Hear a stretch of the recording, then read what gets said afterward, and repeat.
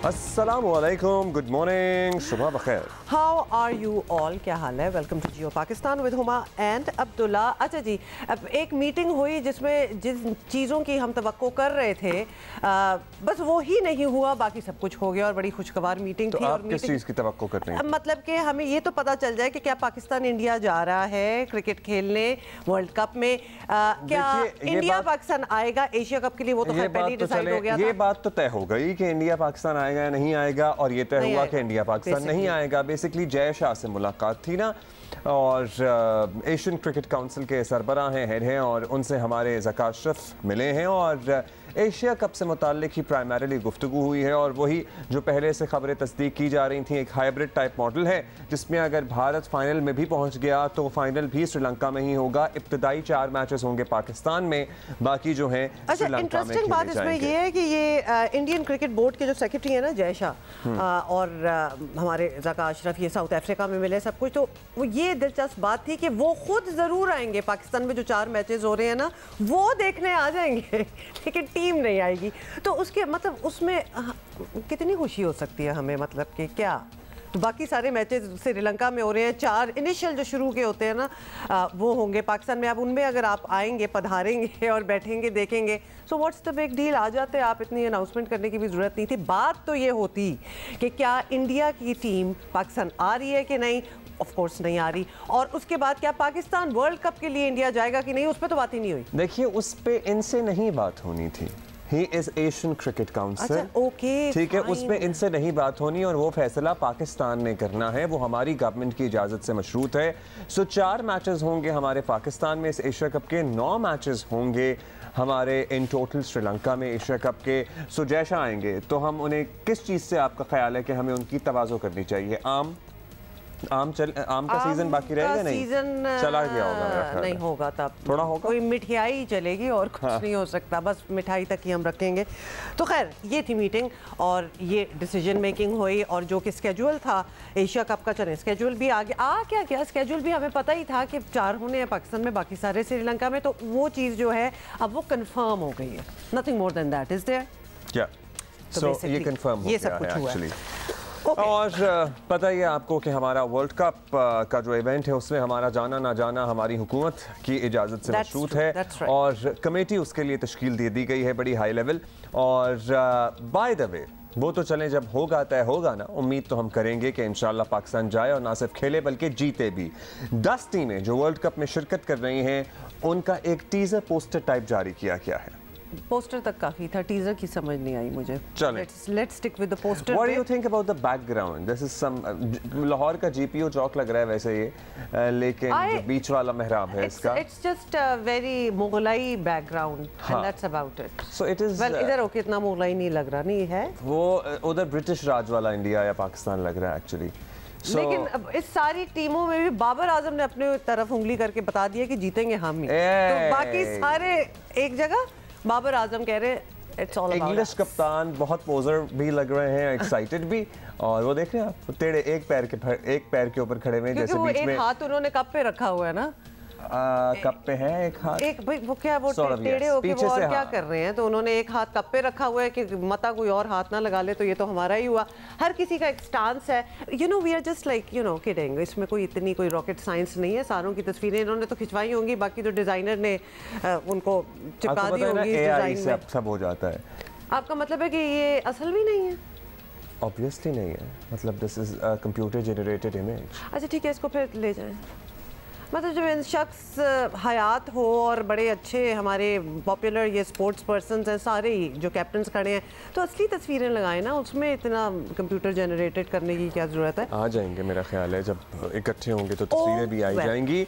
अच्छा जी, IMF पाकिस्तानी मईशत से मुताल्लिक कुछ बेहतर खबरें आज हमें सुनने को मिल सकती हैं, मिल रही हैं इनफैक्ट, और सुबह सुबह है, दिन का आगाज़ है, तो हम आपको ख़बर भी दे दें कि क्या अपडेट है इस सिलसिले में। अपडेट ये है कि IMF ने फाइनेंसिंग फ़र्क प्लान की आज मंजूरी दे दी है, और IMF बोर्ड मीटिंग से पहले एक और शर्त पूरी होगी, और IMF ने 12 जुलाई को इजलास के एजेंडे में पाकिस्तान के शामिल होने की तस्दीक भी कर दी है। सो 12 जुलाई को जो IMF का इजलास होगा उसमें पाकिस्तान का मामला एजेंडे में शामिल है। इस बात की तस्दीक कर दी गई है। IMF से नई डील फाइनल होने का फाइनली दिन आ गया है। आज है क्योंकि आज 12 जुलाई है। एब्सोल्युटली। तो वो जो मीटिंग आप कह रहे हैं वो एक और होनी है, वो आज ही होनी है। आज ही है और आज एजेंडे का हिस्सा भी है और आज ही इंशाल्लाह तय हो जाएगा। और जब ये फाइनल हो जाएगा तो आपको पता ही है एक पॉजिटिव सेंटिमेंट तो देखा ही जा रहा है मार्केट में। हमारी जो पाकिस्तान स्टॉक एक्सचेंज है वो बेहतर परफॉर्म कर रही है, उसमें तेज़ी का रुझान देखा जा रहा है। और रुपया ऑल्दो जिस तरह उसने अपनी कदर बेहतर की थी वो वापस उसी डगर पे चल पड़ा है। लेकिन शुरू से मौशी माहिरीन यही कह रहे थे कि ये यहीं कहीं सेटल होगा 280, 285, 290 के बीच शुरू में पहले दिन जब ये अनाउंसमेंट तक आ गया था, एकदम से नीचे गया था और बड़ी खुशियां हुई थी, हाई फाइव चल रहे थे, तो वो बड़ा टेम्पररी था।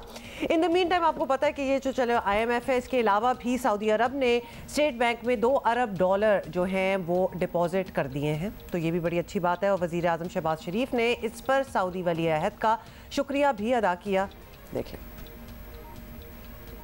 हमें दोबारा IMF के पास जाना पड़ा। हमने ये प्रोग्राम खुशी से कबूल नहीं किया, मजबूरी कबूल किया है। बाहर के लोग जब हमारा इस्तकबाल करते हैं तो मैं उनके चेहरों को देखता हूँ, वो ये कह रहे होते हैं पुकार पुकार कर ये आगे हमसे पैसे मांगने। क्या ये जिंदगी है जो हमने अपने लिए चुनी है? आज सऊदी अरेबिया से हमें $2 अरब हमें बिना, मैं अपने भाई जनाब मोहम्मद बिन सलमान जो क्राउन प्रिंस है सऊदी अरेबिया का, उनका मैं शुक्रिया अदा करना चाहता हूँ। सऊदी अरेबिया की हुकूमत का और सऊदी अरेबिया के बादशाह का जनाब सलमान बिन अब्दुल-अजीज साहब का, इन सब का शुक्रिया अदा करना चाहता हूं कि बुरे वक्त में उन्होंने पाकिस्तान का साथ दिया। इसके लिए मैं हिसाक डार साहब को भी और हमारे सिपा सलार जनाब जनरल आसिम मुनीर का भी शुक्रिया अदा करना चाहता हूं कि उन्होंने इसके लिए बड़ी मेहनत की। पता है क्या, ये बात जो इन्होंने की है ना कि जब हम दूसरे मुल्कों में जाते हैं तो उनकी शक्लें देखकर हमें पता लग जाता है कि ये पैसे मांगने आए हैं। एंड एक्चुअली पता लग जाता है, हमें भी पता लग जाता है। और ये तो फेस टू फेस अपनी मीटिंग्स में मौजूद होते हैं, इनके इनकाउंटर्स होते हैं, उसमें भी पता लग जाता होगा। And it is very embarrassing. और जब तक ये इदराक नहीं होगा ना कि हाँ हमारे लिए ये शर्मिंदगी का बायस है और हमें ठीक करना है, शायद हम ठीक करने की तरफ जा भी नहीं सकते। जब तक हम अपने इस ब्रवाडो में रहेंगे ना, ओहो we are better than the rest of them, and हम ये और हमारी ये तारीख और हमारा ये असलाफ, so we need to have reality check. हमेशा ये नहीं होता। एक सेकंड, ये रियलिटी चेक जरूरी है ठीक है, रियलिटी चेक भी है, बहुत बुरी बात है। क्यों हमारी शक्लें देख के लोगों को पता चल जाए कि हमारे हाथ में कशकोल है? Not always. क्लाइमेट चेंज की जितनी meetings over the past year हुई हैं उसमें हम ही ने लोगों को और ये सारे बड़े बड़े मुल्कों को बताया ना कि तुम लोगों की गलतियों की वजह से सारा खमियाजा हमें भुगतना पड़ रहा है। तो वो भी तो चीज़ें हैं, there is a bit of a balance there. तो काफ़ी गंद, आई एम सॉरी, जो बड़ी वेस्टर्न कंट्रीज ने डाला हुआ है वो हम पे ही निकल रहा है ना। तो ठीक है, थोड़े से पैसे तो हमने भी ठीक करना। जब आप गरीब होते हैं ना तो सारा गंद आप ही पे निकलता है, ये बात भी जिंदगी अच्छा, में ये भी मान ले, फिर कशकोल वाले में हम बुरे भी लग रहे हैं। I am sorry, I am not going to feel so bad about everything. I think it's high time that we should start feeling bad about things and start doing better. So दूसरी तरफ IMF ने पाकिस्तान का $8.2 अरब की financing gap का मंसूबा मान लिया है। वजारत ख़जाना और IMF के दरमियान एक्सटर्नल फाइनेंसिंग का मामला तय पा गया है। चीन से $3.5 अरब, UAE से $1 अरब की फाइनेंसिंग हासिल की जाएगी। एशियाई तरक्याती बैंक और आलमी बैंक से 50-50 करोड़ डॉलर की फाइनेंसिंग हासिल करने का मंसूबा है। IMF एग्जीक्यूटिव बोर्ड इजलास से कबल एक्सटर्नल फाइनेंसिंग प्लान का मंसूबा मंजूर होना लाजमी था, जो कि फाइनली मंजूर हो गया।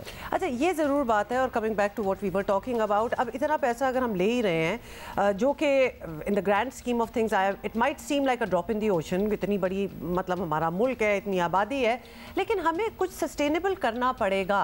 ये जो आपने बात की है ना कि यस लगता यही है हम कशकोल लेके, तो हर बार तो नहीं जा सकते ना। अगले ने भी यही कहना है कि भाई क्या हो गया every time. So we need to make the best use of what we are getting, ताकि हम उसको रोल करें, हम कुछ सस्टेनेबल अपनी कुछ ऐसी इंडस्ट्रीज लगाएं जिससे हम खुद कमाएं ना अपना। So that I agree with you, needs to be done. और पता है क्या हुमा, हमारी हुकूमत की तरफ से इन इक़दामात की बहुत ज़रूरत है कि हम जितने भी पार्ट इंपोर्ट कर लेते हैं, अगर हम वही पार्ट यहाँ मैन्युफैक्चर करने जाएँ तो वो उससे डबल द कॉस्ट में पड़ जाता है। सो जब तक इन चीज़ों को फिक्स नहीं करेंगे यहाँ पर इंडस्ट्री नहीं लगेगी। कोई क्यों लगाएगा, मुझे आप बताएं, कोई क्यों लगाएगा जब उसका बिजली का बिल उस टोटल पार्ट इंपोर्ट करने की कॉस्ट से ज़्यादा होगा। इसका मतलब ये नहीं है कि आप इंपोर्ट पे इतने ड्यूटियाँ, इतने टैक्सेस जो कि आपने लगाए हुए हैं कि वो इंपोर्ट करना बंद कर दे, अल्टीमेटली यहाँ बनाए। मतलब there has to be some common sense about it is well. And people also, the kids also, the youngsters also, अब तो आई एम श्योर यूनिवर्सिटियों में बहुत रुझान है, stop running after jobs. Nobody dies a millionaire salary ले लेके। सो आप think innovative, आप अपने लिए कुछ सोचें, कुछ अपना करने का प्लान बनाएं। From the people before you, like even all of us, that's not the best option. Do your own thing, वो ज़्यादा रिवॉर्डिंग है, ज़्यादा सस्टेनेबल भी है। एनीवे, वज़ीर ख़ज़ाना इसहाक़ डार ने मईशत की बेहतरी की नवीद सुना दी है। अब उनका एग्जैक्टली क्या कहना था, वो वैसे बहुत सी ऐसी बातें करते रहते हैं, एक दफ़ा फिर सुन लेते हैं। सऊदी अरेबिया ने जो माजी करीब में एक अनाउंसमेंट की थी कि वो पाकिस्तान स्टेट बैंक के पास अपना एडिशनल $2 बिलियन का डिपॉजिट पाकिस्तान को देंगे। अल्हम्दुलिल्लाह उन्होंने वो deposit state bank of Pakistan के साथ प्लेस कर दिया है। हर जुमे को जो रिज़र्व्स की अनाउंसमेंट होती है उसमें ये $2 बिलियन जो है वो इंशाअल्लाह इस जुमे से रिफ्लेक्ट होंगे और ये स्टेट बैंक के रिज़र्व्स में शामिल हो जाएंगे। पाकिस्तान के जो मुआशी मामलात हैं वो स्टेबिलिटी पर तकरीबन आ चुके हैं और इंशाअल्लाह ये बेहतरी की तरफ और ग्रोथ की तरफ इसका सफ़र इंशाअल्लाह रवाना होगा। सो ये सीन है और बज़ाहिर अब पाकिस्तान ने IMF की एक एक शर्त पूरी कर दी है जो आवाम पे बड़ी भारी पड़ी है बाय द वे। और इससे पहले गैर मामूली तौर पर IMF ने PTI की क़यादत से मुलाकात करके यकीन दहानियाँ भी हासिल की थी, जिससे अंदाज़ा लगाया जा सकता है कि सख्त शराइत के साथ साथ IMF मॉनिटरिंग भी रख रहा है। इसलिए पाकिस्तान के पास IMF प्रोग्राम पूरी तरह फॉलो करने के अलावा कोई गुंजाइश है ही नहीं। सो ये है मामला सारा। इसी पे बात करते हैं। मौशी तज्ज़ियाकार मोहम्मद सुहेल साहब हमारे साथ मौजूद हैं। सुहेल साहब शुक्रिया, आपने वक्त दिया। बहुत शुक्रिया। सबसे पहले तो हम यही बात कर लेते हैं कि पाकिस्तान को सऊदी अरब से $2 अरब मिल गए हैं और एक बड़ा ज़रूरी इंजेक्शन जो चाहिए था वो हमें अब मिल गया है। तो क्या अब हम ये यकीन रखें कि आज IMF के इजलास में नए प्रोग्राम को हतमी ग्रीन सिग्नल मिल जाएगा? बहुत ज़्यादा चांसेस हैं कि ये बोर्ड की अप्रूवल बड़ी स्मूथली हो जाएगी और उसके कुछ दिनों के बाद हमें पैसे भी मिल जाएंगे, क्योंकि हमने माजी में भी देखा है कि जब स्टाफ राज़ी होता है, अपनी रिपोर्ट पेश कर देता है और कोई बड़ा इंसिडेंट नहीं होता स्टाफ लेवल एग्रीमेंट और बोर्ड मीटिंग में, तो नॉर्मली ये अप्रूवल हो जाती है। तो बज़ाहिर लग रहा है कि IMF का बोर्ड पाकिस्तान के लिए ये प्रोग्राम और उसकी पहली ट्रांच अप्रूव कर देगा। चलिए, दैट्स गुड टू हियर।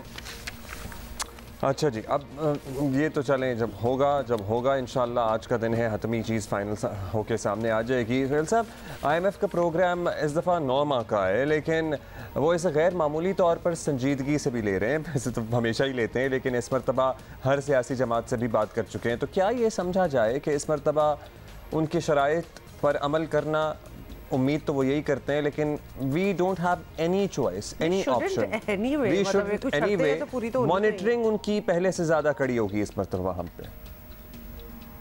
ये शॉर्ट टर्म प्लान माजी में भी होता आ रहा है पाकिस्तान में। ये कोई ऐसी बात नहीं है कि ये 9 माह का प्रोग्राम पहली दफ़ा दिया गया। पाकिस्तान को भी मिलता रहा है, दूसरों को भी मिलता रहा है और लॉन्ग टर्म प्लान भी मिलता रहा है।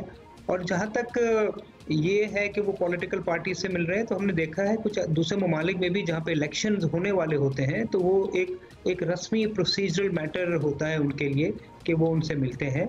कोई उसमें बहुत बड़ी ताजुब की भी बात नहीं है, और अगर कोई एक पार्टी उसको एक्सेप्ट नहीं करती तो भी मेरा ख्याल है कि कोई फैसला तब्दील नहीं होता है। वो उनका एक रूटीन प्रोसीजर है, क्योंकि अगले 9 माह में जब तक का ये प्रोग्राम है 3 हुकूमतें आएंगी, तो उन्होंने तीनों हुकूमत से मिलना मुनासिब समझा। मेरे ख्याल में ये कोई चौंका देने वाली बात नहीं है।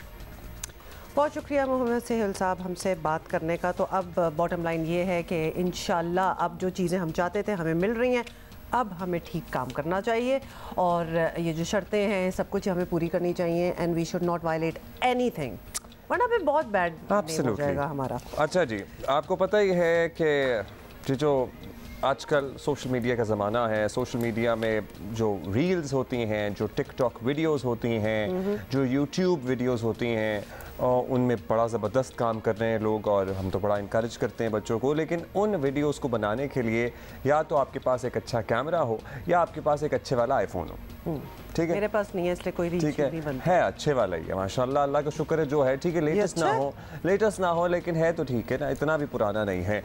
लेकिन आपने कभी सोचा है कि हमारे यहाँ लोगों को आईफोन ख़रीदने के लिए 14 प्रो मैक्स की अगर बात कर लें, 128 GB, या 14 प्रो मैक्स पे भी ना जाएं, 14 प्रो की बात कर लें, तो दुनिया के मुकाबले में अगर हम एक जायज़ा लें, तकाबली जायज़ा, कितने पैसे खर्च करने पड़ते हैं?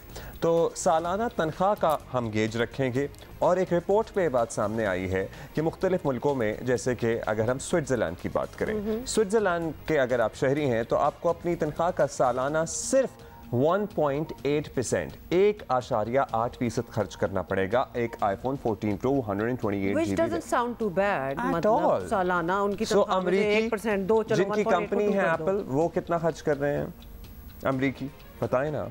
I don't know। अच्छा, 2.2%। ये सिर्फ, अच्छा, ये आप अमरीका का बता रहे हैं, ये स्विट्जरलैंड हो गया, फिर अमरीका जो है, अमरीकी जो है अपनी सालाना तनख्वाह का सिर्फ 2.2। सालाना तनख्वाह हम बड़ी आर्बिट्रेरी टाइप हम दुनिया में आपको पता है एक एनुअल इनकम ही कंसिडर की जाती है ना, वही गेज होता है। हाँ, लेकिन हमारे यहाँ तो एनुअल इनकम इसकी कुछ है तो इसकी कुछ है, तो बहुत डिवाइड है। तो पूरी दुनिया में ऐसा ही है, बट उनकी मिनिमम वेजेस डिफाइंड है, मिनिमम वेजेस सेट हैं, इसलिए हम ये बात कर रहे हैं। सो उनका स्टैंडर्ड ऑफ लिविंग, इसलिए तो वहाँ पे अगर आप प्लम्बर भी हो तो आपके पास अपनी गाड़ी होती है और आप एक अच्छे मॉर्गेज घर में रह रहे होते हैं। 100% ट्रू। ठीक अच्छा, है। पाकिस्तान में क्या सीन है? पाकिस्तान में अगर आप आईफोन ख़रीदना चाहते हैं और आप एक एवरेज पाकिस्तानी हैं, औसत तनख्वाह का एक कितना परसेंट, 104.1% आपको खर्च करना पड़ेगा। मतलब कि ना सिर्फ कि अपनी साल की पूरी तनख्वाह, उससे भी ज़्यादा। बट अब people are going to start judging people जिनके पास है आईफोन 14। अच्छा, पता है क्या, हमारे शुरू से नौजवानों में ट्रेंड है कि उनका ना गोल्स होते हैं, छोटे छोटे गोल्स होते हैं, और ये बच्चों ने ना आईफोन लेना भी गोल बनाया होता है। और ये हम ये नहीं कहते कि उनको हमेशा कुछ शो मारने का शौक है, लग्जरी है। आजकल एक्चुअली ये सोशल मीडिया में बड़ा अच्छा नौजवान हमारे काम कर रहे हैं, and this is a basic necessity. अच्छा, इंडिया का क्या था? इंडिया का क्या लिखा हुआ है? आई जस्ट वांट कि हम जरा रीजनल कंपैरिजन करना चाहते हैं। सो 43.9% उनको अदा करना होगा। हमसे आधा, हमसे आधे से भी आधा। हाँ, हमसे यस बिल्कुल कम। तो हम इस लिस्ट में I think we would be the ones जिनको सबसे ज़्यादा ही देना पड़ेगा। So I think we all need a break after this, और थोड़ा सा रंज कर लेते हैं अपने हालात पे।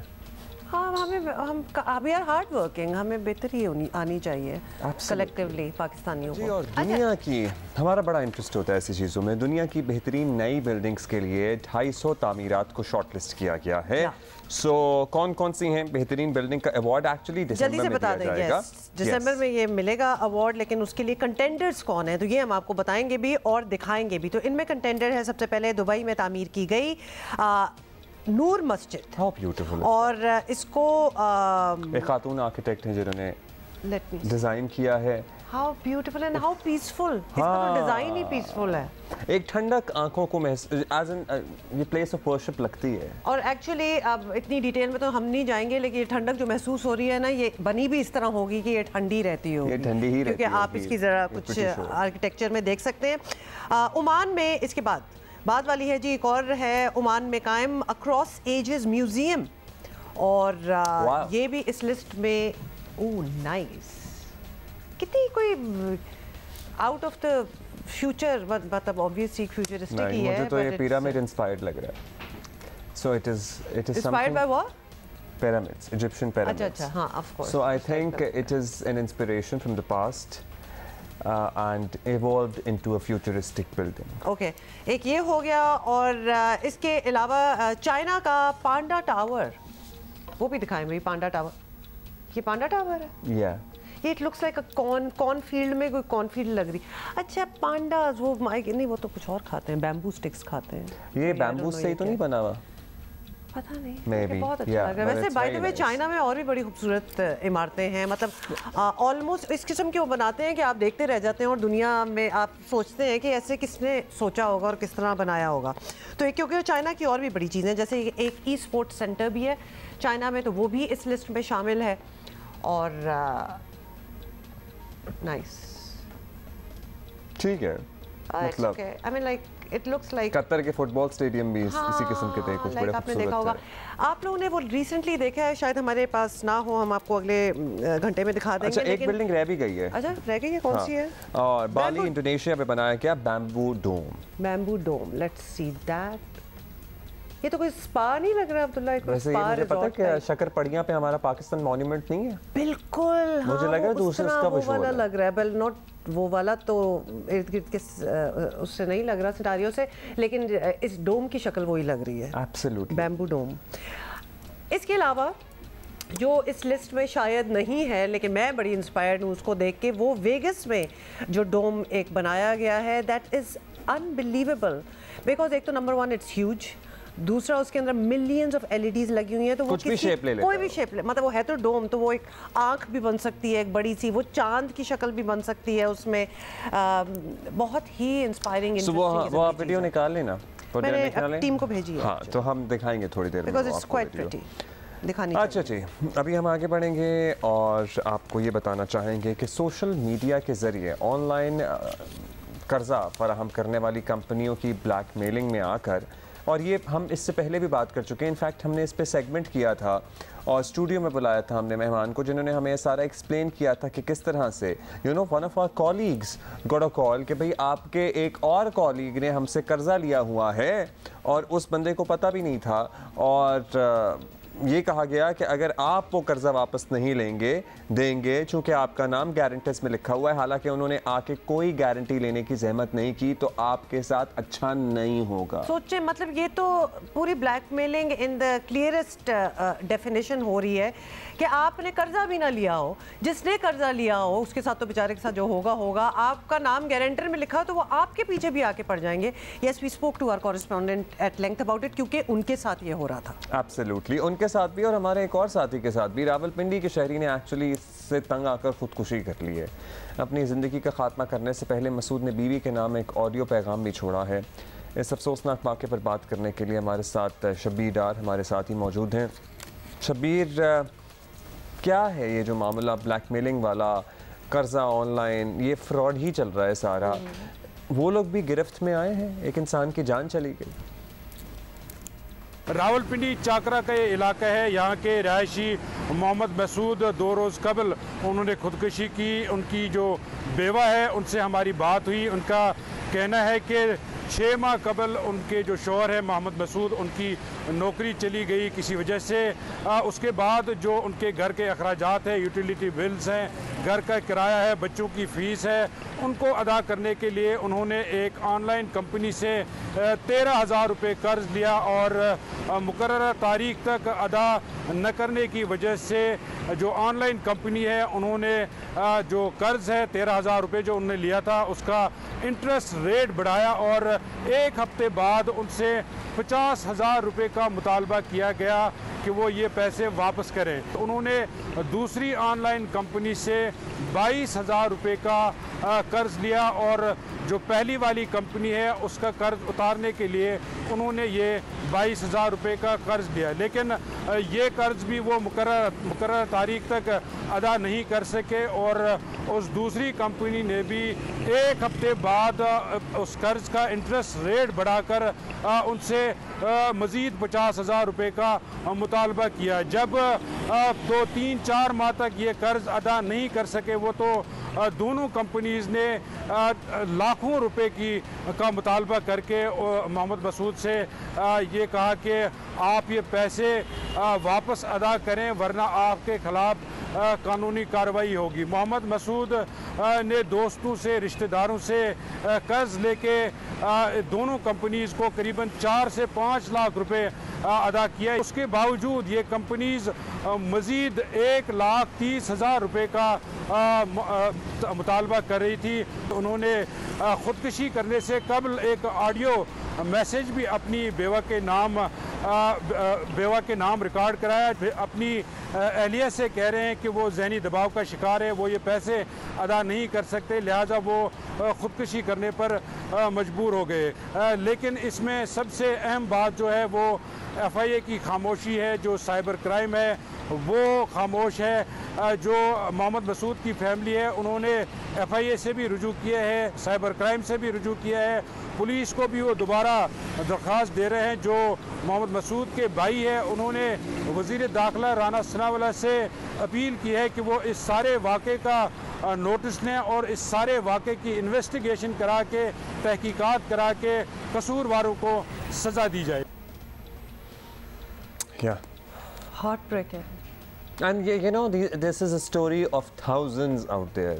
कितने ही लोग हमें टीवी पे इस वक्त देख रहे होंगे और सोच रहे होंगे कि ये हमारी कहानी भी है और हम भी इस तरह ब्लैकमेल हो रहे हैं। ऐप्स वगैरह के थ्रू पैसे मत लें। मतलब जो चीज़ आपके साथ जिससे आप बात नहीं कर रहे, आप बस एक कुछ आपने ऑनलाइन देखा और आपको लगा कि this is the only way I can go about it और आपने जल्दी से कर लिया without really getting into it, तो कुछ थॉरो स्टडी होनी चाहिए क्योंकि छोड़ेगा नहीं अगला बंदा। Should get into action. और देखिए कि नेटवर्क्स जो चल रहे हैं इनका कौन सरगना है, कितने पैसे बना चुके हैं। और हम आपको ये बताना चाहते हैं कि पंजाब पुलिस की अफसर की कोशिशों से डिपार्टमेंट ने अपना बरसों पुराना कानून बदल दिया है। अब आप ये सोच रहे होंगे कौन सा कानून है।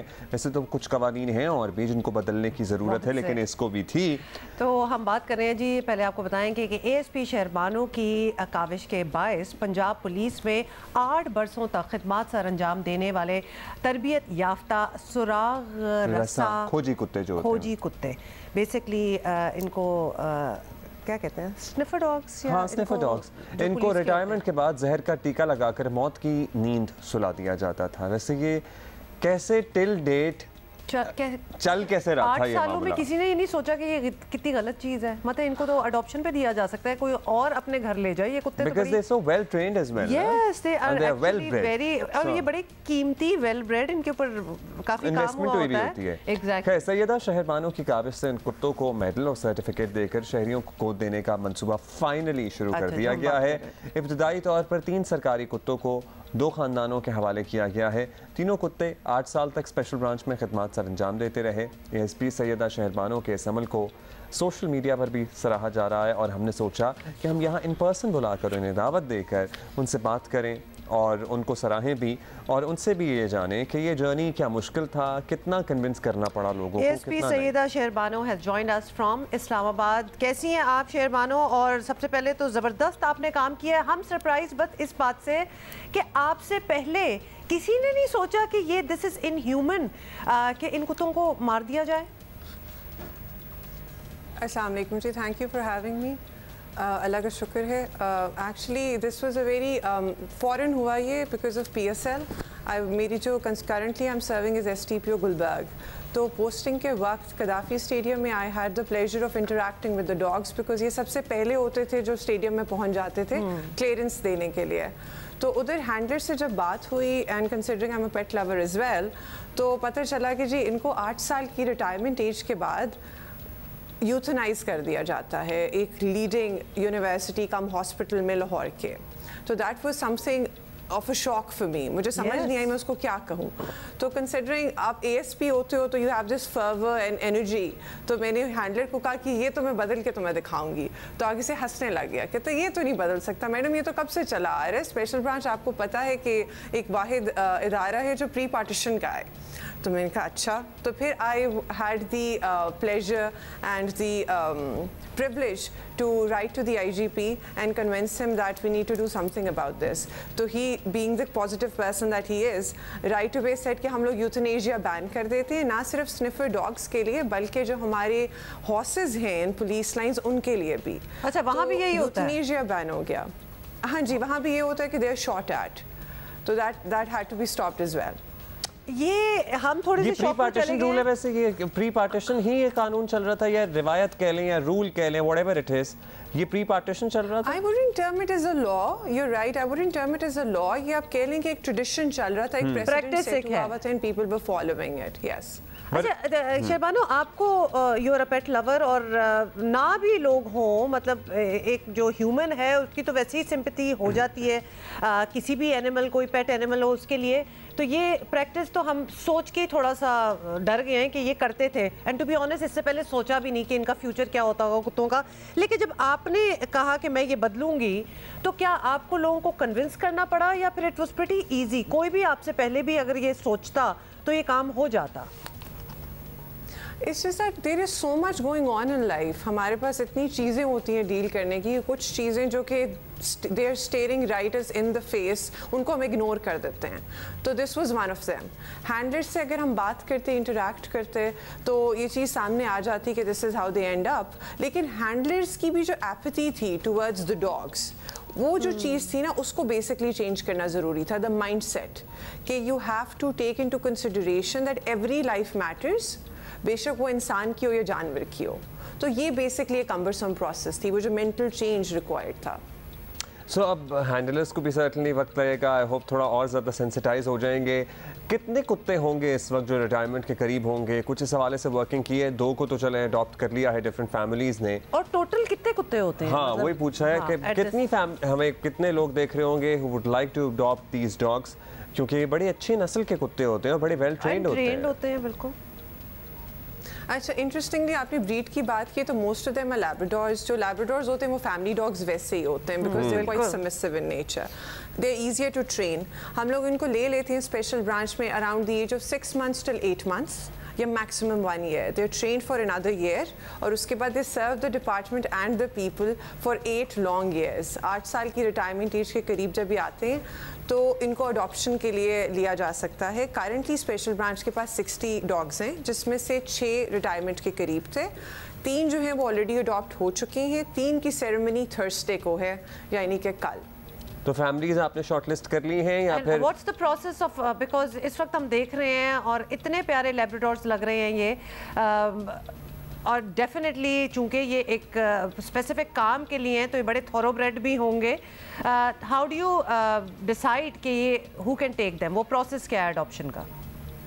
अच्छा, जब हम लोगों ने ये डिसाइड किया था कि हम यूथनेशिया बैन कर देंगे, we needed an organization to get on board with us. We earlier contacted ACF which is currently working in Karachi, तो उन्होंने हमें रेफर किया JFK की तरफ। Justice for Kiki is an organization which is doing really well in Lahore as far as animal rights are concerned. तो उनसे जब contact किया तो वी ड्राफ्टेड एन MOU के अंदर 5 मेजर पॉस्टुलेट्स हैं जो कि जो बंदा फैमिली या फिर शख्स अडॉप्ट करेगा डॉग को, उसको फॉलो करने हैं। फर्स्ट बीइंग कि वो उसे बिजनेस पर्पसेस के लिए यूज़ नहीं करेगा।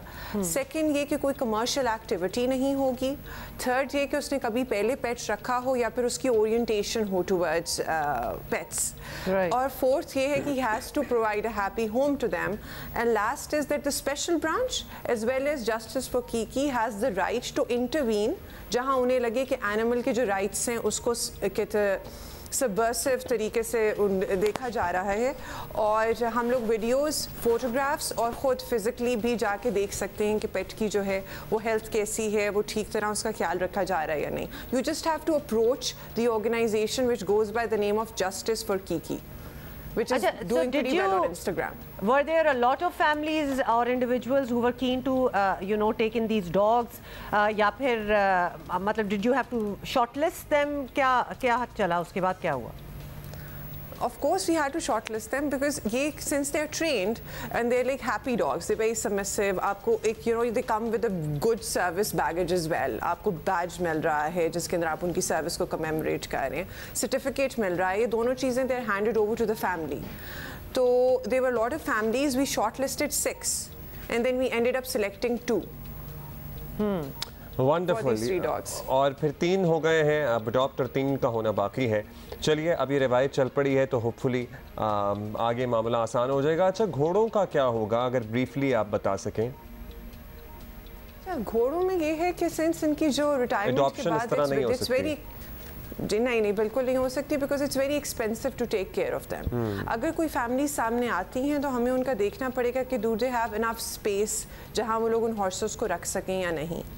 Otherwise what we decided was कि इस तरह ACF हो गया या JFK हो गया, इस उनके फार्म्स हैं बहुत बड़े where they keep the animals, तो what they can do is कि वो अपनी रिटायरमेंट जो एज है या जो रिटायरमेंट का टाइम है वो उधर गुजार लें। चलिए बहुत शुक्रिया आपका, thank you so much for speaking with us. जबरदस्त काम आप कर रही हैं और ये सोच हमें चाहिए।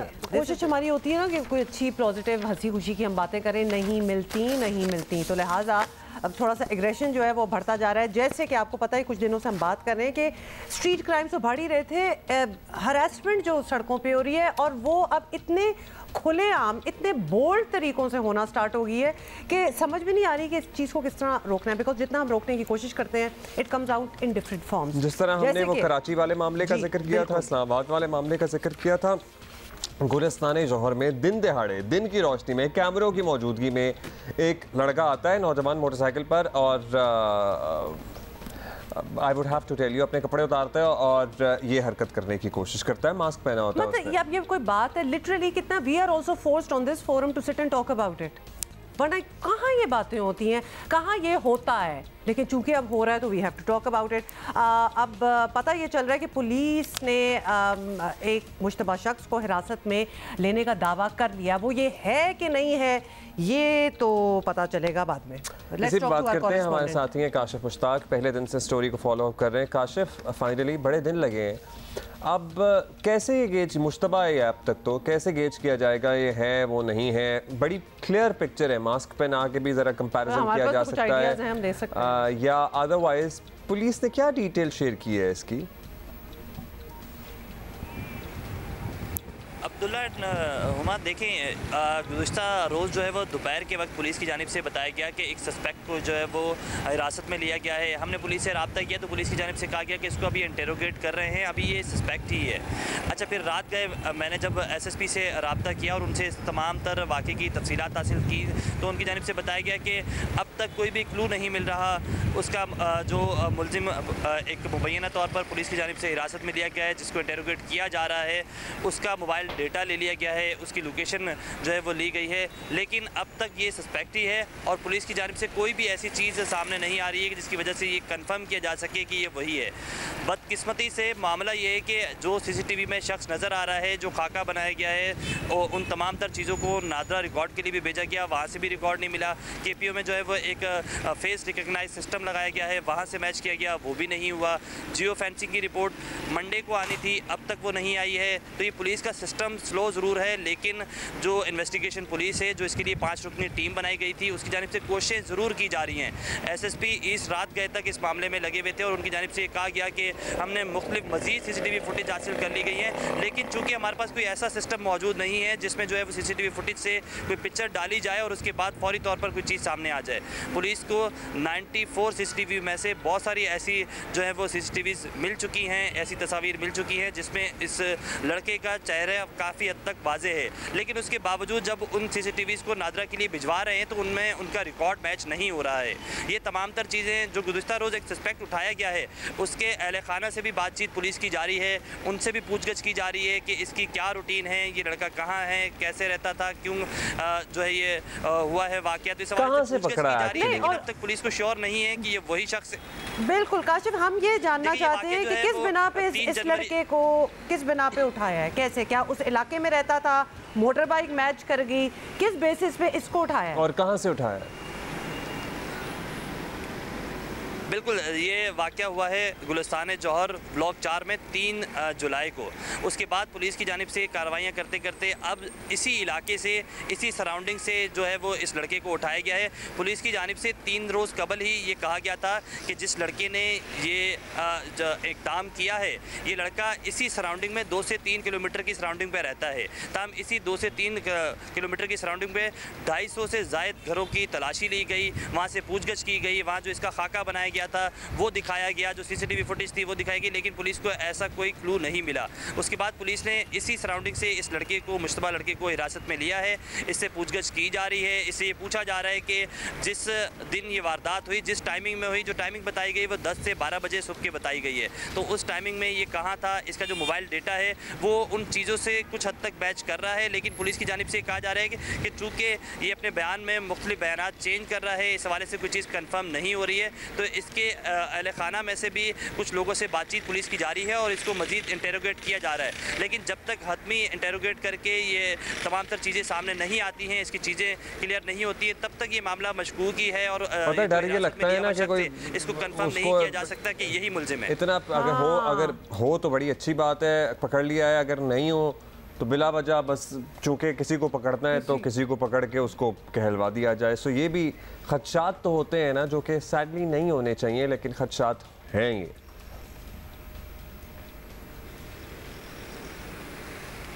जी काशिफ, ऐसा होता है? जी बिल्कुल अब्दुल्ला, ऐसा ही है। अगर गुज़िश्ता रोज़ से उसे रखा हुआ है और अब तक पुलिस उससे इंटेरोगेट नहीं कर सकी है, और इन द एंड अगर मुमकिन तौर पर ये होता है कि ये वो शख्स नहीं है, तो उससे कल से लेके जो आज तक पुलिस ने मुख्तलिफ पहलुओं से तफ्तीश की जा रही है, लाजमी सी बात है कि उसकी फैमिली भी इस हवाले से परेशान होगी कि उसे क्यों इतना इंटेरोगेट किया जा रहा है। अगर तो यही शख्स है तो पुलिस अपनी डॉट पॉइंट पर बिल्कुल ठीक काम कर रही है, लेकिन पुलिस श्योर नहीं है। मैंने गुज़िश्ता रोज़ जो है वो SSP से जब बात की तो मैंने कहा कि आपको कोई चांस लगता है कि ये 50-50% है, तो उसने कहा बिल्कुल ऐसा कोई चांस अभी तक नहीं लग रहा है, हमें ये लगता है कि ये है, लेकिन एक लम्हे के लिए ये भी लगता है उसकी बातों से कि ये वो शख्स नहीं है। असल में पुलिस को इस चीज़ में भी बड़ा मुश्किलात का सामना है कि जो विक्टिम है वो सामने नहीं आ रहा है, जो विक्टिम है उसकी जानिब से इस मामले की कोई तहकीकात में, कोई भी चीज़ों में जो है वो बयानात नहीं दी जा रहे। चूँकि ये एक मोहल्ले का मामला है, तो मोहल्ले में मुख्तलिफ दुकानों से भी पुलिस ने जो है वो तफ्तीश की है और उनको ये CCTV फुटेज दिखाई है, ना सिर्फ इस लड़के की बल्कि जो लड़की है मुतासरा उसकी भी जो है फुटेज दिखाई और पूछा कि इसको जो है वो आपने देखा इस गली में, इसके बारे में कुछ बता सकते हैं, तो वो इनके बारे में बताने के लिए तैयार नहीं है। पुलिस की जानिब से ये शुबा जाहिर किया जा रहा है कि इस गली के अंदर तमाम तर लोग इस लड़के को भी जानते हैं, लड़की को भी जानते हैं, लेकिन कोऑपरेट नहीं कर रहे हैं। उसकी एक बड़ी वजह यह भी है कि पुलिस लोगों को तंग बहुत ज़्यादा करती है। तफ्तीश के नाम पर पुलिस लेकर आती है, फिर उसके बाद उन्हें 4 से 6 घंटे बिठा के रखती है, फिर सवालात करती है, तमाम तर चीज़ें भी हैं कि कुछ दिन जी काशिफ, कुछ दिन पहले जब आपसे बात हुई थी तो आपने कुछ ऐसी बात की थी, आप यू कैन करेक्ट अस, के जो लड़की यहाँ है उसने FIR नहीं कटवाई, तो हमें तो यही लगा कि लड़की तक तो पहुँच ही चुकी है पुलिस, ऐसा ही था? कोई शिकायत नहीं आई हुमा? ऐसे बिल्कुल ऐसे ही था, बिल्कुल ऐसे ही था, कोई शिकायत नहीं की गई। ये चीज़ मेन स्ट्रीम मीडिया पर आई, उसके बाद पुलिस हरकत में आई और हरकत में आने के बाद पुलिस ने कार्रवाई करना शुरू की। लड़की तक पहुंची ज़रूर, लेकिन लड़की ने चूँकि कोऑपरेट नहीं किया तो पुलिस ने सरकार की मुद्दत में ये मुकदमा दर्ज किया और तफ्तीशी टीम मुकर्रर कर दी गई। और उसके बाद देखिए, अमूमन तौर पर जब तफ्तीश शुरू की जाती है तो जो भी विक्टिम होता है वो बहुत ज़्यादा इंपॉर्टेंट रखता है, उसके बयानात बहुत ज़्यादा। चूँकि इस केस में विक्टिम नहीं है तो इसलिए पुलिस को बहुत ज़्यादा मुश्किल का सामना है। पुलिस काम भी कर रही है और साथ साथ पुलिस फिर पुलिस काम कर रही है, पुलिस ने एक मुश्तबा शख्स को पकड़ा है, लेट्स सी कि क्या तस्दीक होती है, नहीं हो पाती है। इफ़ी बात है कि वो है कि नहीं है, कुछ कहा नहीं जा सकता। और यस, ये भी बहुत है ना, अच्छा टर्म था और इस पे तो फिट ही आ रहा है। लेकिन ये भी बड़ी ख़तरनाक बात है कि आपने ना किया और आपको पकड़ लिया जाए, क्योंकि ये इतनी एम्बैरेसिंग और मतलब कोई इस बात को सराहेगा तो नहीं, पूरे पाकिस्तान में शौक में ही गए हुए हैं कि ये हुआ क्या है। Nobody wants to be that. लेकिन एक दफ़ा फिर हम कहेंगे बंदा तो था और लोगों ने देखा भी है, CCTV फुटेज भी है, यकीनन there are people out there who know this guy. अच्छा जी, एक बड़ी स्पेशल बर्थडे और हमने करना है बर्थडे विश, और हम हैप्पी बर्थडे कहना चाहेंगे मलाला यूसुफजई को, फ़ख्र पाकिस्तान मलाला यूसुफजई को। Happy birthday Malala, who just turned 26। तो उन्होंने अपनी सालगिरह के मौके पे ही एक पोस्ट भी किया। मलाला यूसुफजई ने ट्विटर पर लिखा कि उन्हें यकीन नहीं आ रहा कि आज उनकी 26वीं सालगिरह है। 16 साल पहले जब उन्होंने अक़वाम मुत्तहिदा से खिताब किया था तो उन्हें अंदाज़ा नहीं था कि आगे क्या होने जा रहा है। ताहम मलाला यूसुफजई का कहना था कि वो जहाँ भी गई उनका शानदार लोगों से सामना रहा और इस पूरे अरसे में वो लड़कियों की तालीम के लिए जंग लड़ती रहीं और इसीलिए वो अपनी हर सालगिरह जो है वो लड़कियों के साथ गुजारती हैं। वंडरफुल। और अभी मैं देख रहा था सुबह ही मलाला यूसुफजई ने अपनी और अपने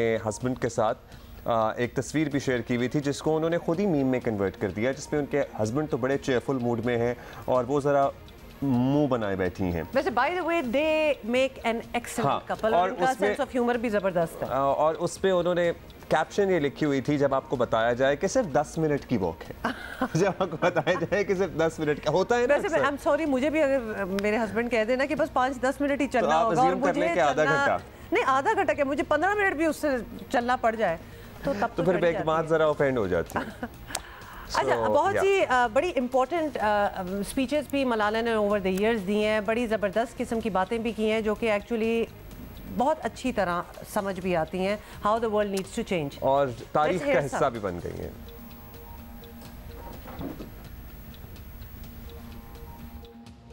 Respected elders and my dear brothers and sisters, Assalamu alaikum.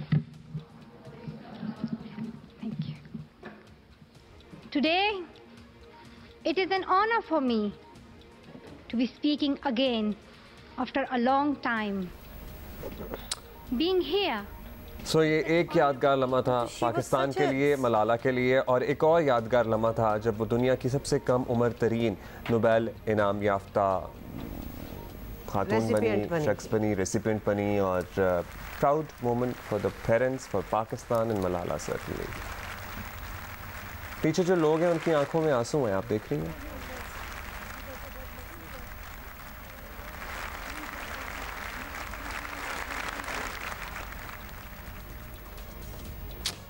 और अ मोमेंट, मतलब ये ऑनेस्टली वो उनको क्या फील होता होगा जब हम भी देखते हैं ना, तो we can not believe that this happened. She is definitely the pride of Pakistan. Happy birthday Malala. Happy birthday once again.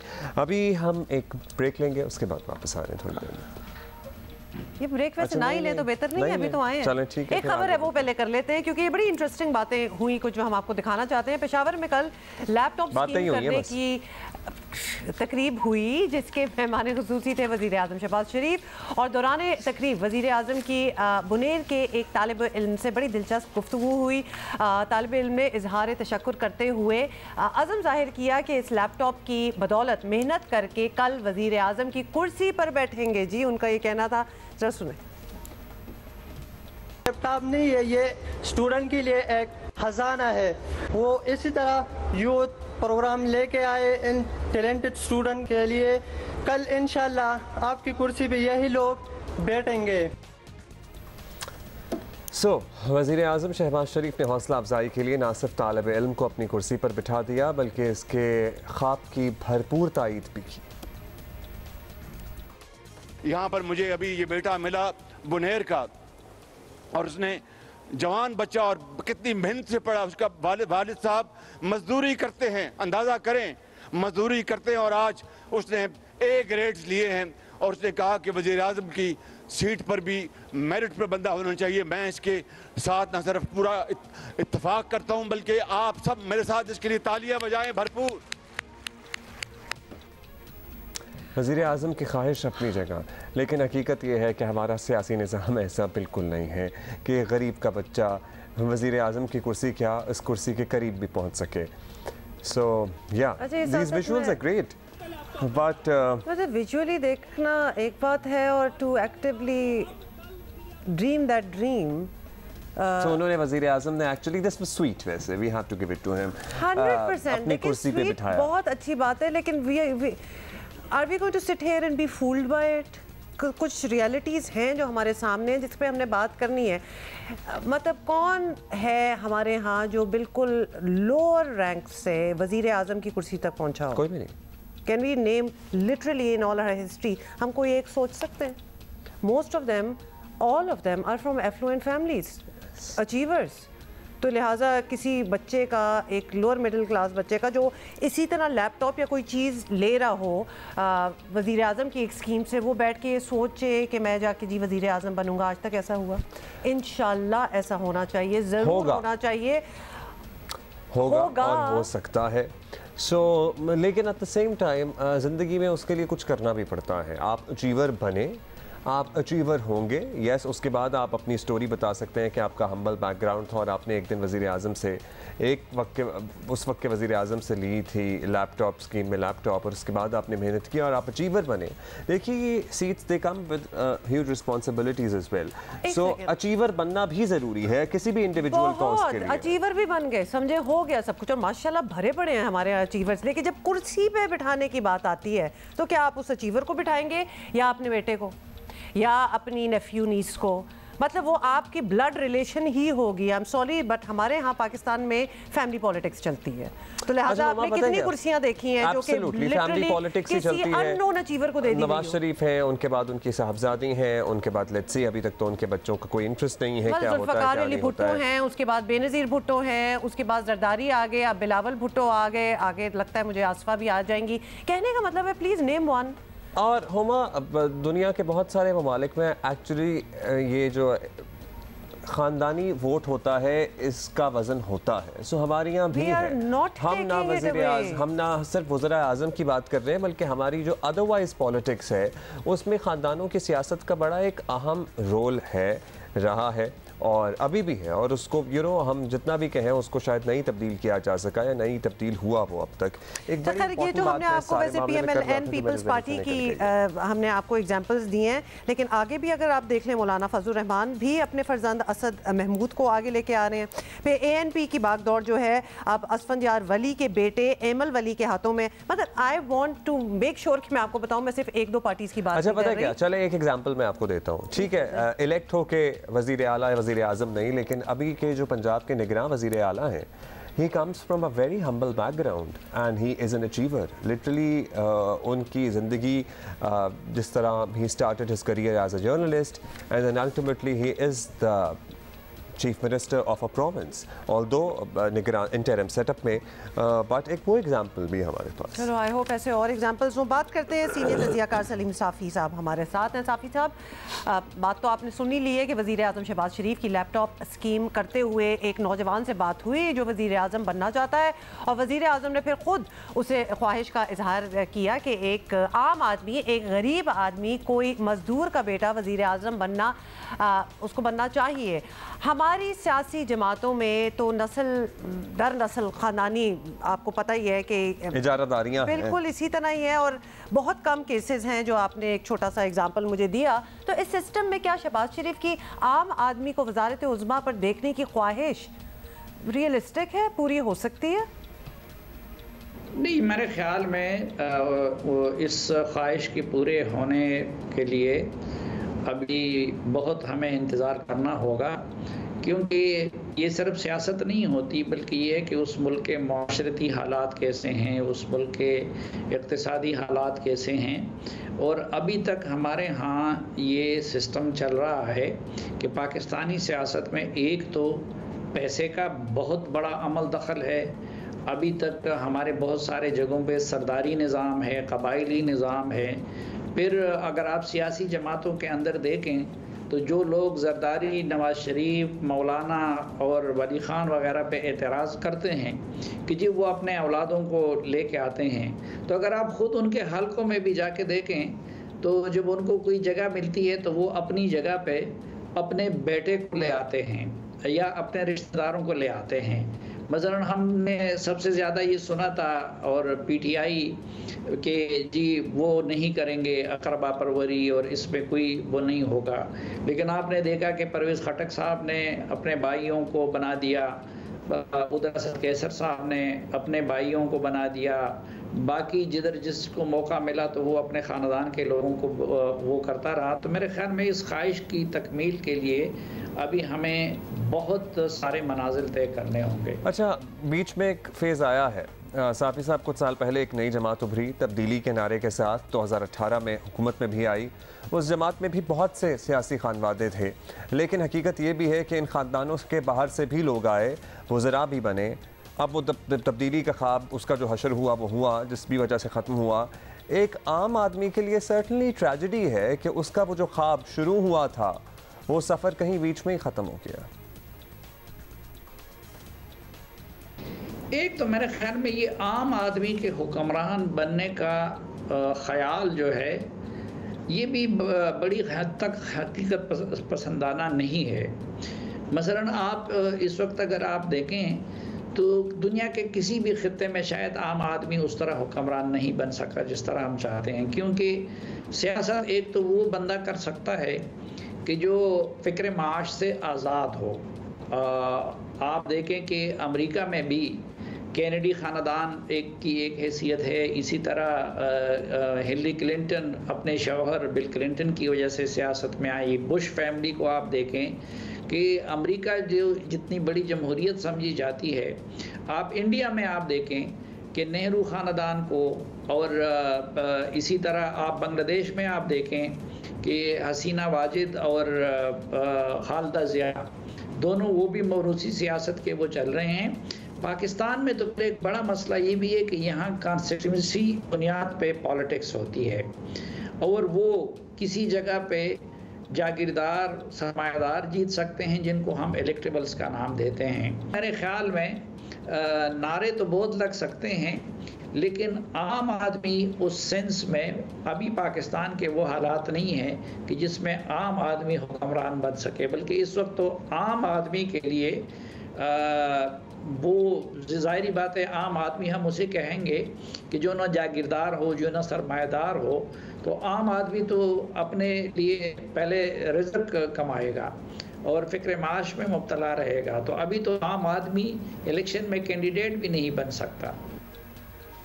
अच्छा साफ़ी साहब, बिल्कुल समझ आ गई और आपने एग्जांपल्स भी पूरी दुनिया से दे दिए, लेकिन ना सिर्फ पाकिस्तान में, मतलब पूरी दुनिया में ये निज़ाम तो बदलना पड़ेगा। It is high time. Pakistan आ जाते हैं, अगर शरीफ, भुट्टो, कुरैशी, खोसा, मौलाना, वली, मतलब होती, जो भी सारे ख़ानदानों के आपने नाम ले लें, उनसे बाहर किसी को इस मुल्क में हुक्मरान बनना हो तो निज़ाम में क्या तब्दीली लाना पड़ेगी? नहीं, पहली बात तो ये है कि ये जितने आपने नाम लिए तो इन ख़ानदानों के बनने की एक लंबी तारीख़ भी है। अब मसलन हमारे बलूचिस्तान में या अंदरूनी सिंध में सरदारी निज़ाम भी है। फिर हमारा मुआशरा भी ऐसा है कि सिर्फ आप हुकूमत में ना देखें, अमेरिका में सबसे ज़्यादा कदर उस्ताद की जाती है। हम पाकिस्तानी पैसे वाले और ताकत वाले को सलाम करते हैं। हमारी इतनी आदतें ख़राब वो हुई हैं, बहैसियत कौम भी हमारी आदतें कोई आइडियल नहीं है। तो एक तो वो मुआशरा हमारा बहैसियत मजमूई इतना महज़्ज़ब नहीं बन गया है। क्या हमारा मौलवी और हमारा आलिम आइडियल काम कर रहा है? क्या हमारा टीचर आइडियल काम कर रहा है? क्या हमारा सहाफ़ी वो आइडियल काम कर रहा है? तो ऐसा नहीं हो सकता कि बाकी तबकात तो वैसे ही रहे, मजमूई तौर पर सोसाइटी बिगाड़ का शिकार रहे, उसमें झूठ, धोखे, फरेब, खुशामद, इन चीज़ों का बहुतात हो और हम कहें कि ऊपर ऊपर से सियासत दुरुस्त हो जाए। और फिर ये है कि आप हिस्टोरिकल जो फैक्ट्स हैं, हक़ाइक़ हैं या जिसकी जो हैसियत है, उनको रातों रात आप एलिमिनेट नहीं कर सकते। उसके लिए ये हो सकता है कि आप उस पे निज़ाम ऐसा बना दें कि उसमें कोई बंदा या कोई इदारा वो शुतरे बेमुहार ना बन सके, बल्कि चेक एंड बैलेंस का एक सिस्टम आप बना दें। उसमें फिर बेशक मूसा बने, उसमें बेशक फिर रिंद बने, उसमें बेशक फिर रईसानी बने, फिर बेशक नवाब बने, फिर बेशक खान बने, फिर बेशक मौलवी बने हुक्मरान, तो उस पर वो चेक रहेगा। चलिए जी, बहुत शुक्रिया आपका। सलीम साफ़ी साहब हमारे साथ मौजूद थे। आपकी क्या राय है इस बारे में? आज जियो पाकिस्तान टीवी पे हमें लिख के ज़रूर। पाकिस्तान के प्रोफेशनल ई गेम्स जो हैं वो गेमर्स दुनिया भर में कामयाबी के झंडे गाड़ रहे हैं और हाल ही में सऊदी अरेबिया में हुई है एक चैम्पियनशिप और इसमें टेकन, आपको पता है ज़्यादा हमारे बच्चे जो हैं वो खेलते हैं और होने वाली इस चैम्पियनशिप में 7 नेशंस कप था। ये टेकन 8 है, टेकन 8 है और 7 नेशंस कप है और पाकिस्तान की 3 रुकनी टीम ने जनूबी कोरिया को 3-2 से शिकस्त देकर ज़बरदस्त कामयाबी हासिल की है। ऑलमोस्ट $5.5 लाख इसकी इनामी रकम थी, जो पाकिस्तानी 14 करोड़ रुपए बनते हैं। 7 नेशंस था, लेकिन इसमें दुनिया भर से 16 ममालिक की टीमों ने हिस्सा लिया और पाकिस्तानी टीम में अरसलान ऐश, आतिफ भट्ट और इमरान खान शामिल थे। अरसलान हमारे शो पे पहले भी बहुत मरतबा आए हुए हैं, क्योंकि माशाल्लाह हर थोड़े दिन बाद ये कोई ज़बरदस्त झंडा गाड़ते हैं और फिर हमें बुला लेते हैं। सो ये तो बुला लेते हैं और फिर हम अरसलान क्या हाल है, साथ साथ आपकी तारीफ भी हो रही है। हम बता दें कि आप हमेशा आके हमें बताते हैं that you are not going to stop here and you do not. फिर हम कुछ अर्से बाद आपको दोबारा बुलाते हैं क्योंकि आप कुछ और जीत चुके होते हैं। बहुत मुबारक हो आपको। Does it get tougher at all या फिर लगता है आपके लिए तो it's a piece of cake? नहीं बिल्कुल नहीं है। पहले तो वालेकुम सलाम। बस अल्लाह ताला का शुक्र है, बस हम मेहनत करते हैं और पाकिस्तान की कम्युनिटी और टैलेंट बहुत कूट के बड़ा पाकिस्तान के अंदर, तो मैं अकेला बिल्कुल नहीं कर सकता जब तक मेरी कम्युनिटी स्ट्रॉन्ग नहीं होगी। तो मैं बहुत ब्लेस्ड हूँ कि पाकिस्तान के अंदर इतने स्ट्रॉन्ग प्लेयर्स हैं जिनके साथ रह के मैं प्रैक्टिस करता हूँ और मैं जीतता हूँ।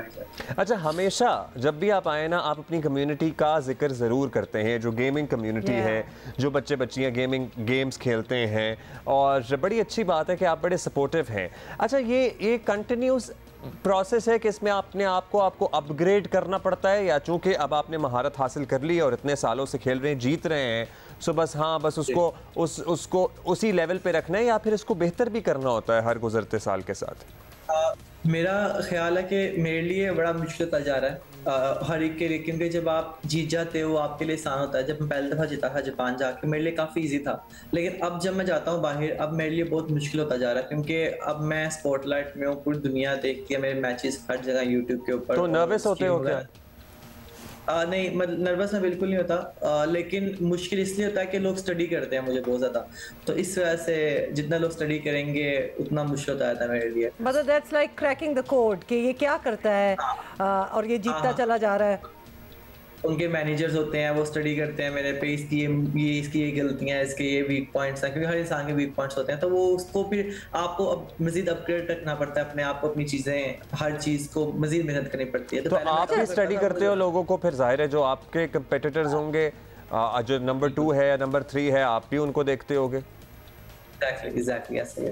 अच्छा, last time we spoke Arsalan, you said that you were creating a team, तो बताएं अपनी टीम के हवाले से। It's not a solo sport और गेम, इसमें आपके साथ और लोग होना जरूरी है। सोलो भी हो सकता है? नहीं, ये सोलो, असल में टेकन 7 जो गेम है ये सोलो गेम है, तो मतलब 1 वर्सेस 1।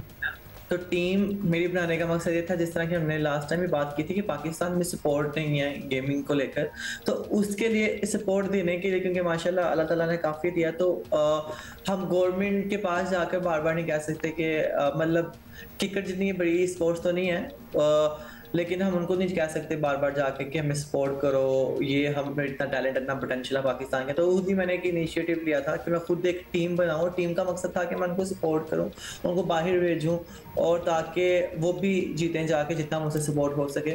तो टीम मेरी है एशिज, उसका नाम है, और उसके अंदर से Atif Bhatt recently last year जाकर जीता था, और आतिफ भट्ट मेरे साथ भी खेला था, लेकिन वो दूसरी टीम में क्योंकि वो जीत चुका था और उसे एक और टीम ने उठा लिया था, जो कि मेरे लिए बहुत बड़ी अचीवमेंट की बात थी कि अब पाकिस्तान के अंदर मेरे अलावा और भी मजीद प्लेयर स्पॉन्सर हो रहे हैं और उनको अच्छी अर्निंग मिल रही है। So Atif Bhatt was also a part of this event, लेकिन एक from another team in Pakistan, right? हाँ, क्योंकि लास्ट ईयर मेरी टीम में था, अब उसको अच्छे ऊपर आगे तो तब ऐसा हाँ बिल्कुल जाओ तुम। मतलब कितनी खूबसूरत बात है अरसलान कि आप क्या लोगों से या हुकूमत से सपोर्ट मांगेंगे, you are in a position to support other people, so that is commendable. ये बताएं, फैमिली सपोर्ट के अलावा तो हो नहीं सकता जो आप कर रहे हैं।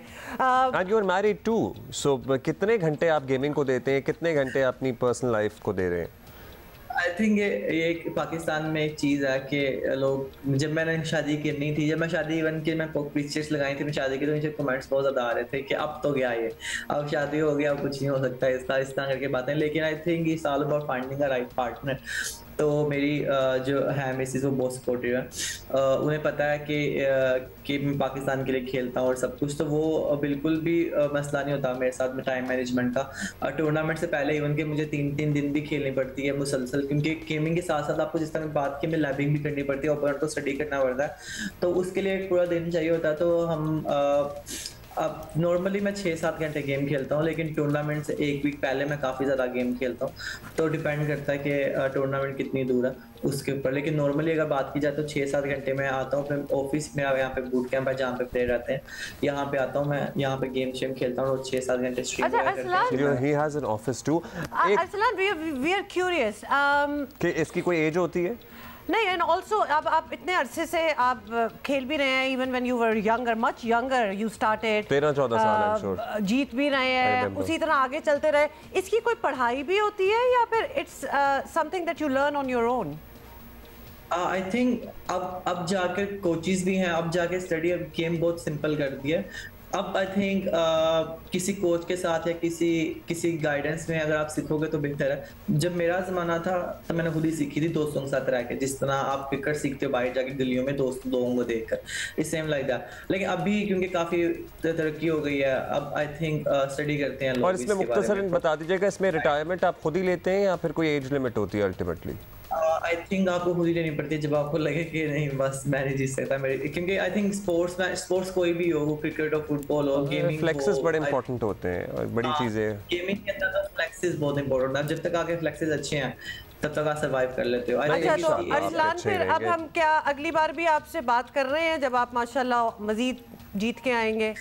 अभी तो लगे हुए हैं ना, आप चल रहे हैं अभी इसी में। आप दुआ करेंगे जीतेंगे। चलिए, thank you Arsalan Ash, and thank you and congratulations to your teammates as well, जो कि आपके साथ इस टीम का हिस्सा थे और आपने देखिए साथ कॉन्फिडेंस कितना आता है, मतलब इतना over the years we have been talking to Arsalan, now he looks like he knows, पहले भी ऐसे ही था बट ही सेट। बड़ी अच्छी बात है, कितना ओवरऑल आप ग्रो करते हैं। अच्छा, गेमिंग करना तो एक और ज़ाहिर फील्ड है, इसमें भी बड़ी लुक्रेटिव इंडस्ट्री है। गेम डेवलपमेंट एक और बड़ी लुक्रेटिव इंडस्ट्री है। पाकिस्तान में बहुत सारे ऐसे हाउसेस हैं जो कि गेम डेवलपमेंट कर रहे हैं और ये भी एक मल्टी-बिलियन डॉलर इंडस्ट्री है। और उस पर हमने एक्चुअली बात भी की है। सो वो बच्चे जो अपना करियर आगे परस्यू करना चाहते हैं, who are good at arts and good at graphic design and good at making characters, वो इसको ज़रूर स्टडी करें। This can be a great career opportunity. जो हमारी सीरीज़ जारी है, मतलब शुरू होने वाली है, अभी हमारा प्रैक्टिस सेशन चल रहा है, प्रैक्टिस मैच ज़्यादा चल रहा है, उसके बारे में बता देते हैं। पाकिस्तान और श्रीलंका की क्रिकेट टीमें प्रेसिडेंट 11 के दरमियान क्या सीन है, दरमियान 2 रोज़ा प्रैक्टिस मैच है हमारा, दूसरा रोज़ है आज मैच का। बिल्कुल, प्रैक्टिस मैच के पहले दिन श्रीलंकन टीम ने 47th ओवर में 47वें ओवर में 196 रन्स बनाकर आउट हो गई और मेज़बान टीम के बैटर जो हैं क्या नाम, उनका नाम आप गेस करें प्लीज, उनका नाम बताओ। ओशादा फर्नांडो। इजी था, 113 रन जो हैं वो स्कोर किए हैं। और उसके अलावा आपको ये बता दें कि star fast bowler Shaheen Afridi और हसन अली के तीन विकेटें हासिल की हैं इन्होंने। आप बता दें। अच्छा जी, आमिर जमाल और लेग स्पिनर अबरार अहमद ने 2 खिलाड़ियों को आउट किया है। और खेल के अख्ताम तक पाकिस्तान की परफॉर्मेंस की बात करें तो हमारे 3 खिलाड़ियों के नुकसान पर 160 रन्स हैं। और श्रीलंका और पाकिस्तान के दरमियान पहला टेस्ट होगा इतवार से गॉल में शुरू। So that will be the real deal. अभी तो ये जरा प्रैक्टिस मैचेस चल रहे हैं। श्रीलंकन प्रेजेंट 11 अगेंस्ट पाकिस्तान की टीम के प्रैक्टिस मैच चल रहे हैं। अच्छा, बात है। उसके अलावा एक और जाते जाते आपको बात बतानी है कि नेटो समिट के दौरान जब बरतानवी वजीर आजम जो हैं ऋषि सुनक और उनके Australian counter part Anthony Albanese के दरमियान मुलाकात में जारी एशेज सीरीज से वही मैं सोच रहा था कि उस पर भी बात करनी चाहिए और फिर वो बेयरस्टो का रनआउट भी ज़ेरे बहस आया कि नहीं आया? हाँ, इन्होंने बड़ी वो बातें की और ऑस्ट्रेलियन वजीर आज़म जो है उन्होंने ऋषि सुनक को याद दिला दिया कि एशेज में ऑस्ट्रेलिया को 2-1 की बढ़तरी हासिल है। Thank you. तो कंट्रोवर्शियल बड़ा रनआउट था, आपको पता है, फिर नारेबाजी भी होगी, बड़ा एहतजाज भी हुआ था। हाँ, तो वो तस्वीरें भी साथ साथ उन्होंने रखी हुई हैं। लेकिन ये जो बातें होती हैं क्रिकेट के हवाले से, जो क्रिकेट प्लेइंग कंट्रीज होती हैं, जब उनके लीडर्स मिलते हैं तो इस किस्म की एक दूसरे को लगाते ज़रूर हैं, which is all in fun and games। तो ये हमें अच्छा लगा था moment. That is it for today. We're going to see you tomorrow, inshallah. Bye.